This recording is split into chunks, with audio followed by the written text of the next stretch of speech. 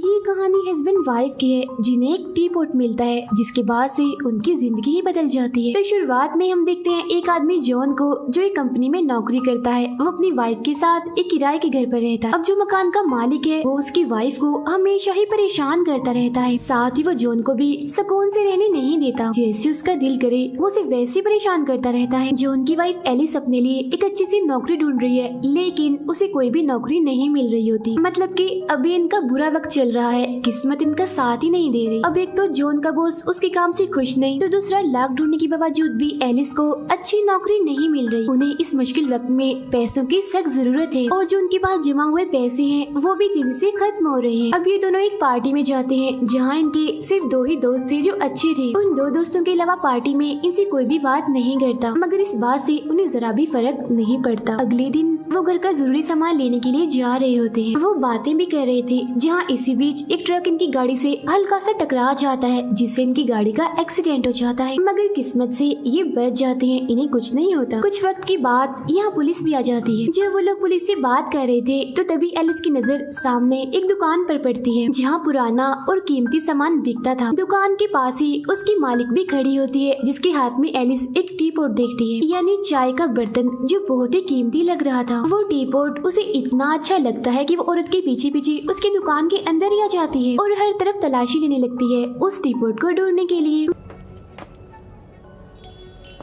मगर तभी दुकान की मालिक वो औरत यहाँ पर आ जाती है। वो एलिस से पूछती है, कौन हो तुम और मेरी दुकान में क्या कर रही हो? जिस पर एलिस उससे इधर उधर की बातें करने लगती है कि दरअसल मैं अपने लिए कोई चीज यहाँ पर लेने आई थी, बस वही ढूंढ रही थी। अब उस औरत का फोन बजने लगता है, जिसे सुनने के लिए वो यहाँ से चली जाती है। तो मौका देकर वो उस औरत के कमरे में जाती है, क्योंकि एलिस ने उस औरत को अपने कमरे में टी पॉट रखते हुए देख लिया था और वो इस टी पॉट के पीछे इसीलिए पड़ गई थी क्योंकि ये इतना सुंदर और कीमती लग रहा था कि एलिस की नजर ही इस पर से नहीं हट रही थी।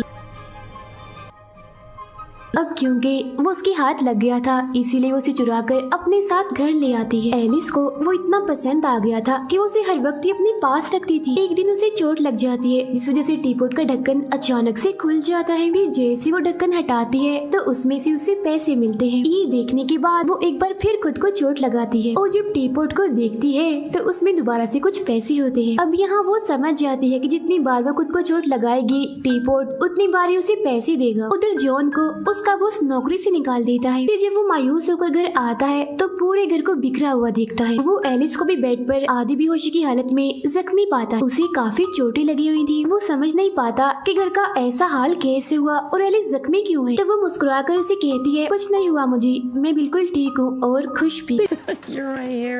जब उसे होश आती है तो जॉन उसे बताता है कि मेरी नौकरी चली गई है। ये सुनकर एलिस उसके मुंह पर जोर से थप्पड़ मारती है। अब जाहिर है उसके ऐसा करने से टी पॉट दोबारा से उसे पैसे देता है। तो अब यहाँ वो जॉन को भी इस टी पॉट और इसमें से निकलने वाले पैसों के बारे में बता देती है। फिर पूरी शाम एलिस खुद को और जॉन को चोट पहुंचाकर टी पॉट से पैसे हासिल करती रहती है। अब इस तरह से चोट पहुंचाकर पैसे हासिल करना जॉन को अच्छा नहीं लग रहा था, इसीलिए वो एलिस से कहता है ये कोई नौकरी नहीं है और ना ही पैसे कमाने का ये कोई अच्छा तरीका है। जिस पर वो उसे समझाती है कि और क्या करें, हम इतनी मेहनत करने के बावजूद भी हम पैसे नहीं कमा पा रहे और तुम इस टी पॉट को गॉड की तरफ से दिया हुआ गिफ्ट ही समझो, क्योंकि इसके जरिए हम जितने चाहे पैसे कमा सकते हैं, हमें कोई मेहनत भी नहीं करनी पड़ेगी। तब उसकी ये बातें सुनकर जॉन चुप ही हो जाता है। अगली सुबह वो एलिस के लिए कागज पर ये लेकर गया होता है कि मुझे लगता है इस तरीके से पैसे कमाना हमारे लिए आगे चल के खतरनाक साबित हो सकता है, इसीलिए मैं इस टी पॉट को वापस देने जा रहा हूँ। फिर जैसे उस दुकान के बाहर जाता है तो दुकान बंद होती है। तब वो उस टी पॉट को लेकर एक शो में जाता है, जिसे बाद में टीवी पर भी दिखाया जाता है। अब उस टी पॉट को देखकर एक डॉक्टर काफी हैरान हो जाता है। ऐसा लग रहा था जैसे वो इसके बारे में बहुत कुछ जानता है। फिर जब जॉन घर आता है तो वो दोनों वादा करते हैं कि 10 लाख रुपए कमाने के बाद हम टी पॉट को उस दुकान पर वापस लौटाएंगे। और वो लोग अलग अलग तरीके ढूंढने लगते हैं खुद को चोट पहुंचाने के, जैसे इंजेक्शन लगवाना, टैटू बनवाना, दांत निकलवाना वगैरह, जिसके जरिए वो पैसे कमाकर वॉशरूम में छुपा कर रखते हैं। अब ये दोनों एलिस के घर वालों को खाने पर बुलाते हैं, जहाँ जॉन चिकन लेकर भी आता है, ये जानते हुए भी कि एलिस की फैमिली गोश्त नहीं खाती, बस सब्जियाँ खाती है। लेकिन अपने शो के लिए वो कुछ भी कर सकते थे। अब अब एलिस की अपनी बहन से बिल्कुल नहीं बनती, इसीलिए वो बार बार उसे चिढ़ाने के लिए बस यही पूछती रहती है कि आखिर कब तक ऐसी रहोगी, बच्चा भी पैदा कर लो। अब जब एलिस की फैमिली चली जाती है तो उनके घर में 2 जुड़वा भाई आते हैं जो आते ही जॉन को मारने लगते हैं और उसे उस टीपॉट के बारे में पूछते हैं। वो बताते हैं कि हमारी दादी ने एक हादसे में इस टीपॉट को बड़ी मुश्किल से बचाया था और साथ ही उन्होंने मरने से पहले हमें बताया था कि वो टीपॉट चोरी हो गया है और हमें पता है कि वो तुम्हारे पास ही है। ये कहते हुए वो उसे और मारने लगते हैं और कहते हैं कि चलो शाबाश, वो पैसे जो टीपॉट से निकले हैं वो हमें दे दो। अब जॉन के पिटने की वजह से टीपॉट ने जो पैसे दिए होते हैं वो पैसे एलिस उन भाइयों को दे देती है और कहती है कि वो टीपॉट अब हमारे पास नहीं है, हमने उसे बेच दिया है, मतलब वो झूठ बोल रही थी। ये सुनकर वो भाई वहाँ से चले जाते हैं, जिसके बाद अब ये दोनों फैसला करते हैं कि अब वो इस टीपॉट की हकीकत जानकर ही रहेंगे कि आखिर इसके पैसे देने की वजह क्या है। ये पता लगवाने के लिए वो लाइब्रेरी में जाते हैं, जहाँ उन्हें पता चलता है कि ये टीपॉट बहुत ही पुराने जमाने का है जिसके पास कुछ ताकतें हैं। एक सफ़े पर इस टीपॉट को इस्तेमाल करने के नुकसान भी लिखे होते हैं। तब उस सफ़े को पढ़कर एलिस चुपके से अपने पास रख लेती है। अब जैसे ही जॉन उस टीपॉट से होने वाले नुकसान के बारे में पढ़ने लगता है तो देखता है कि वो सफा तो यहाँ से गायब है, किसी ने फाड़ लिया है। अब हमें पता है कि ऐसा किसने किया है। इस बारे में वो एलिस से पूछता भी है, मगर वो इधर उधर की बातें करके उसे ये बात ही भुला देती। घर जाने के बाद वो जॉन से कहती है हमें और बहुत सारे पैसे कमाकर खर्च करने चाहिए, इस जिंदगी में खूब मजे करने चाहिए, एंजॉय करना चाहिए। जिस पर जॉन उसकी बात मान लेता। ये लोग एक महंगी गाड़ी और बहुत ही खूबसूरत आलीशान घर खरीद लेते हैं। इस खुशी में वो अपने घर पार्टी रखते, लेकिन जॉन देखता है कि एलिस का सलूक उसकी दोस्त के साथ अच्छा नहीं है। वो उसके साथ ठीक से पेश नहीं आ रही, बल्कि वो एक अमीर लड़की से दोस्ती कर लेती है। उसके मुकाबले में जॉन का सलूक नहीं बदलता, वो अपने दोस्त के साथ बिल्कुल वैसे ही रहता है जैसे वो पहले था। पार्टी चल ही रही थी कि तभी उनके घर वही डॉक्टर आता है जो उस टीपॉट को देखकर हैरान रह गया था। वो जॉन से कहता है अब दोनों हस्बैंड वाइफ की जिंदगी खतरे में है उस टीपॉट की वजह से, इसी बारे में मैं आपसे बात करने आया। जिस पर वो सोचने लगता है। फिर कुछ देर के बाद कहता है कि इस बारे में मैं पहले अपनी वाइफ एलिस से बात करूंगा। वो दोनों आपस में मशवरा करके बाहर आते हैं। एलिस डॉक्टर से कहती है हम इस बारे में कोई बात नहीं करना चाहते। अब रात के वक्त वो इस टीपॉट के बारे में बात कर रहे होते हैं कि ये हमारे लिए कितना अच्छा है, इसने हमारी जिंदगी बदल कर रख दी है। जब तक ये हमारे पास है गुर्बत तो हमारे करीब तक नहीं आ सकती, बल्कि हम तो अमीर से अमीर होते जाएंगे।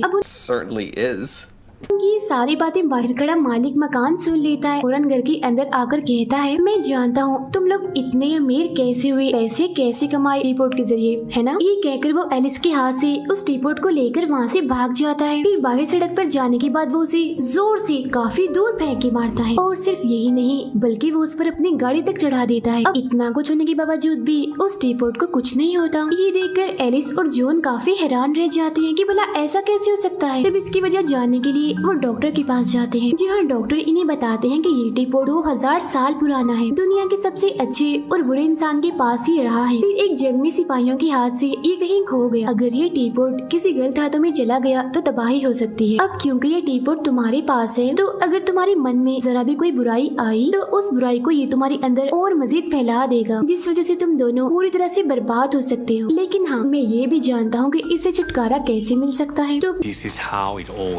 अपनी भलाई के लिए वो टीपॉट तुम मेरे हवाले कर दो। लेकिन एलिस ऐसा करना नहीं चाहती थी, इसीलिए वो इसे देने से मना कर देती है। खैर इसके बाद इन दोनों का चोट पहुंचाने का सिलसिला दोबारा से शुरू हो जाता है। फिर एक रात वो जुड़वा भाई इनके घर आते हैं और वॉशरूम में छुपाए हुए पैसों को चुरा कर ले जाने लगते। तभी उनकी आहट सुनकर वो दोनों भी बाहर आ जाते हैं और एलिस के हाथ में वो टीपॉट देखकर वो भाई कहते हैं कि ये टीपॉट हमारा है और तुम हमारा हक मार रहे हो इससे निकलने वाले पैसे लेकर, इसीलिए हम अपना हक नहीं छोड़ेंगे। अपने पैसे लेने के लिए हम आते रहेंगे और हाँ, अगर हम चाहें तो इस टीपॉट को ले जा भी सकते थे, मगर हम इसे लेना नहीं चाहते क्योंकि हम इसकी ताकतें और खतरात के बारे में जानते। इसीलिए तुम लोगों के लिए भी बेहतर होगा कि जल्द से जल्द इस टीपॉट से अपनी जान छुड़वा लो। फिर जैसे ही वो दोनों वहाँ से जाने लगते हैं तो तभी एलिस उसी टीपॉट से इन दोनों पर हमला कर देती है और अपने कमाए हुए पैसों को उनसे छीनने की कोशिश करती है। अब दोनों भाई अपनी जान बचाने के लिए एलिस और जॉन पर हमला कर देते हैं, जिस वजह से वो दोनों बेहोश हो जाते। सुबह जब उन्हें होश आती है तो वो देखते हैं कि दोनों भाई उनके सारे पैसे ले गए हैं और अब वो टीपॉट भी पहले से कम पैसे देने लगा, जिससे वो समझ समझ जाते हैं कि अब उन्हें ज्यादा पैसे कमाने के लिए खुद को गहरी चोट देनी हो। अब ये दोनों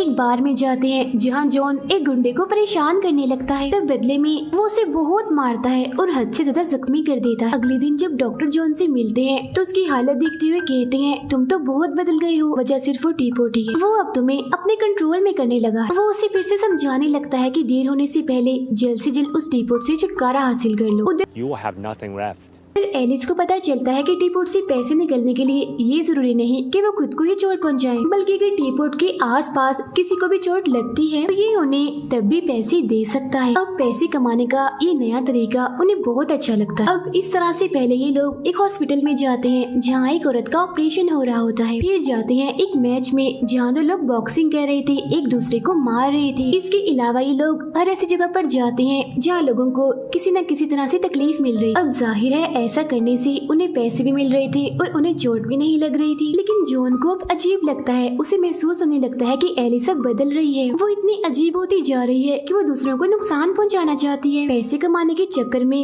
वो खुद पर से कंट्रोल होती जा रही है। इस पर इतना जुनून सवार है कि ये पैसे कमाने के लिए किसी की जान भी ले सकती है।